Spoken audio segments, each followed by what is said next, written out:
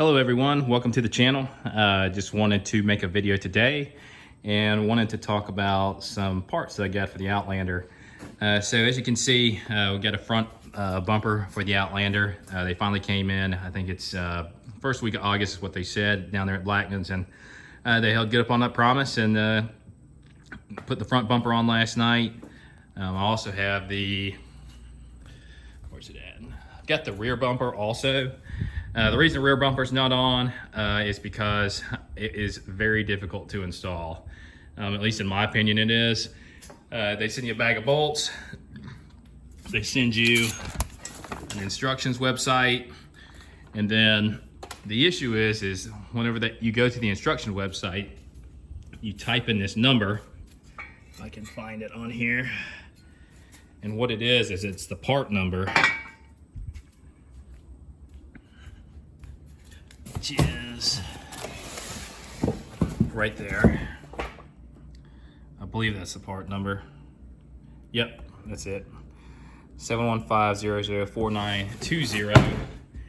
And in all actuality, the sticker that actually comes on here does not have the correct part number. So whenever you go on the website and you type in what part number it is, it doesn't pull anything up. It says it cannot find the install instructions. So what you have to do, or what I did, is I looked around and I finally found the instructions, and they are under this part number. So that should make things a lot easier. Still probably not the easiest thing to work on. We'll talk about the front bumper first. Front bumper was pretty easy to install. All it is, you take out these Allen bolts. It's pretty tight, so you're probably going to need like a universal and definitely a couple extensions. But you can see where it connects right there. And then what it does is it's got a little block on the back with a lock nut in it. So you want to get your fingers in here and try to hold that on there, or it falls out and it's near impossible to get it back in. Ask me how I know, because this side that happened to. But as you can see, I did get it back together. These down here, it's pretty easy. So what you're going to want to do here is it comes with bolts. You can kind of see it down there. And what they do is they have squares under the bolt, so it locks it into place. So you want to place those on the bumper and gingerly place this in here, because you won't be able to get the bolts in there with the grill in place unless you start taking the front end apart, which I did not want to do. So I got those in there, and then all it is, you can see it up under here.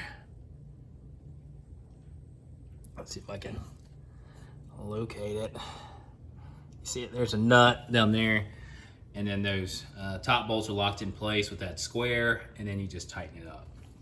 So the front was pretty easy to install, and it looks really, really good. In my opinion, it does.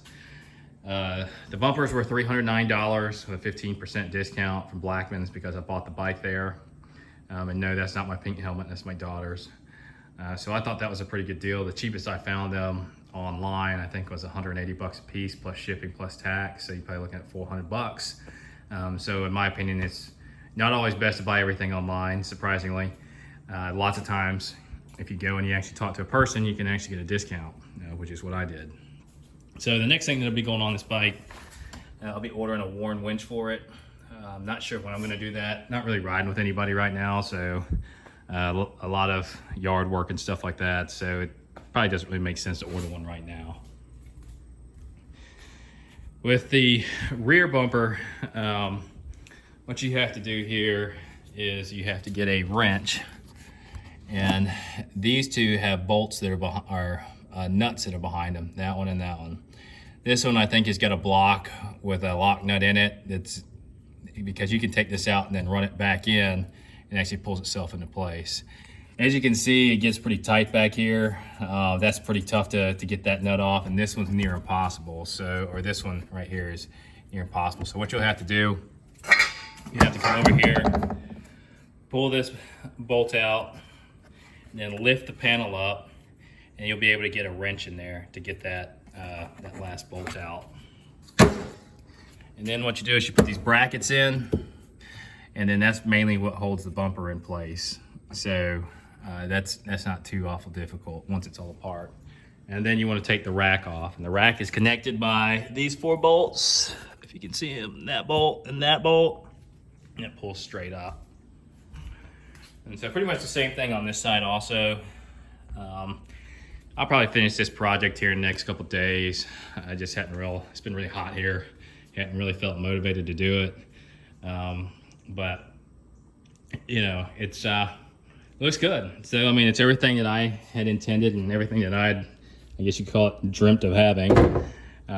So I think it's gonna look great, and it's a lot cheaper than buying the next version up and paying taxes and everything. And you know, all the next version up really had was bumpers and a winch.